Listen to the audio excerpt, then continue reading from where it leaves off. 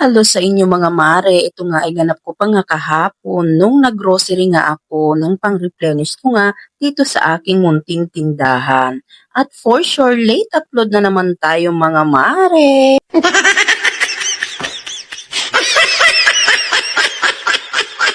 At fast forward na nga tayo at eto na nga at nakauwi na nga tayo dito sa ating munting tindahan.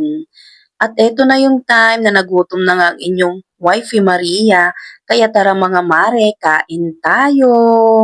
At syempre, season na naman ng mangga kaya ito sarap na sarap nga ang inyong wifey Maria sa pagkain ng hinog na mangga. At nilalaro ko pa nga dyan yung aking alagang si Choco.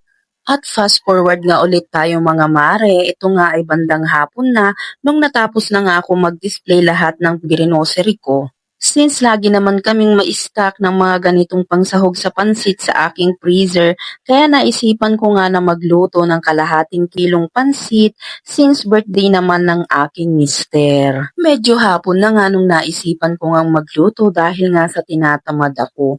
Ayoko nga sanang magluto since yung mister ko ay nasa kanyang trabaho naman at hindi naman siya umuwi dito sa Pangasinan. Pero sabi ko nga, o ala siya, sige magluluto na ako. Dahil once in a year lang naman na i-celebrate ang kanyang birthday. Nandito man siya o wala kaya naghanda na ako.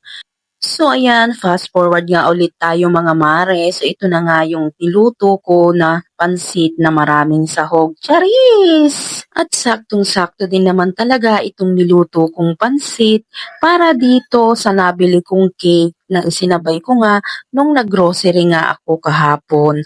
Dahil ang balak ko nga ay ito nga lang ang ihahanda ko at hindi na ako magluluto ng kung ano-ano. O siya mga mare, kain tayo. At happy birthday nga sa mister ko.